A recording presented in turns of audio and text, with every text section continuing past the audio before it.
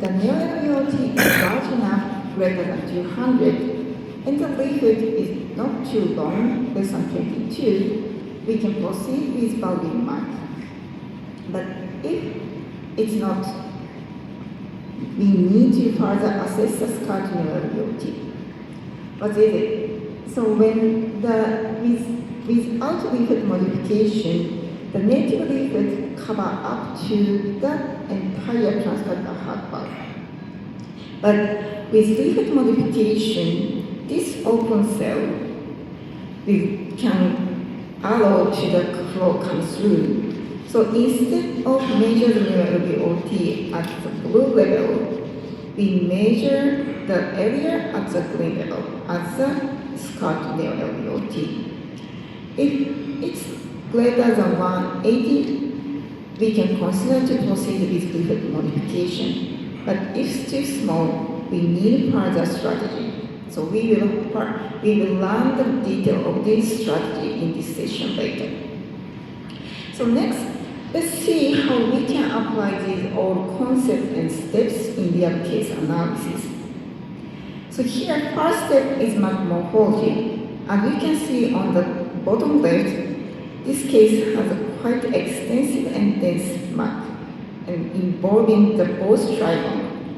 So mark score is 8, and suitable for the volume mark procedure. Next is sizing. We need to measure the area at the diastolic and the systolic. So first start with the endosystolic. So now we generally measure the one phase before the aortic valve close. Generally around the 30 to 40%. We now tracing the insertion point of the leaflet. Click, click, click, and then measure it. Let me try to move the leaflet first. Then,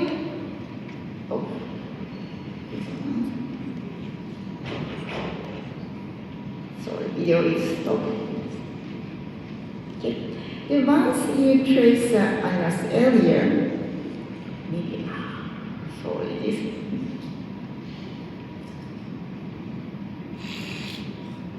Thank you, Marjorie.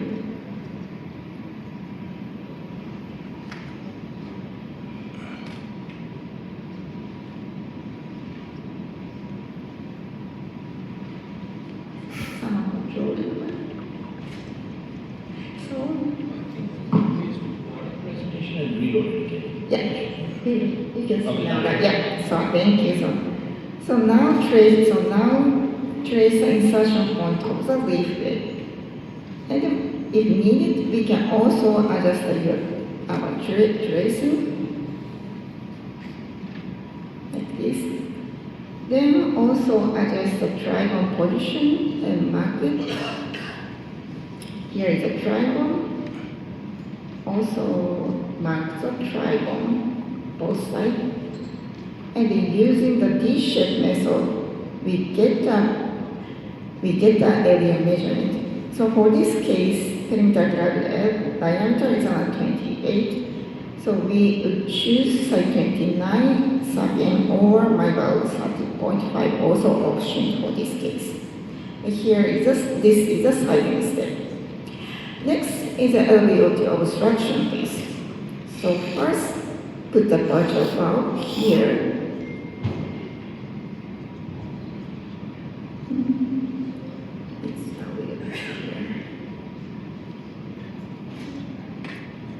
So now we also determine the LVOT path, and once we determine the angles and the width parts, we can also get the aerodynamic angle as well. And then put the virtual valve based on the shoot the valve with the 29 sub-M information. And here is implant position 30 to 70%. Now this blue line along the LVOT path. And here you already see that the new LVOT is quite small for this case.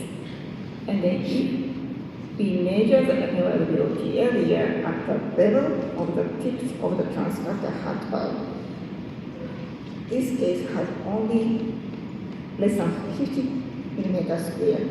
This is significantly high risk to the LVOT obstruction. So next step, assess the skirt near LVOT area. So this pink line represents the skirt height. So bring down this level from the tips of the transcatheter to the skirt level, and then measure the area of the cross-section this level. So you can already see much larger area compared to the new LVOT area. Now it's around 270, so greater than the cutoff value. So we can proceed with the Lvot modification for this case. So here now is a post-CT. Let's see how the simulation on pre-CT is more accurate. So you can see that the tips of the transcatheter heart are almost touching the septum and the very narrow LVOT area, but we did the Lvot modification for this case. Then when we assess the neo-LVOT on post-CT, actual neo-LVOT area, first let's see how much narrow is the neo-LVOT area. So blue line is into the tips of the valve. This is quite small as we simulated on the pre-CT.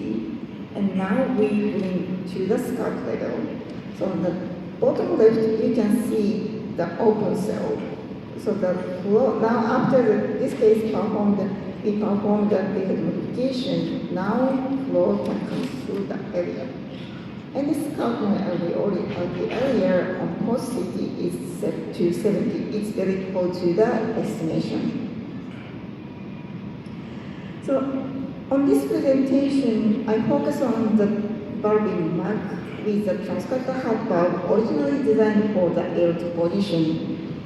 But the dedicated devices specifically designed to the mitral position and now have been developed and now investigation. Pending got the approval inside some country. So these dedicated devices are expected to reduce the procedure risk and expand the treatment to the global cohort of patients. The marker anatomy is complex and highly variable, making CT screening essential for safe and more optimal procedure. Clear understanding of CT and CT planning is a key to perform safer and more effective intervention. Thank you.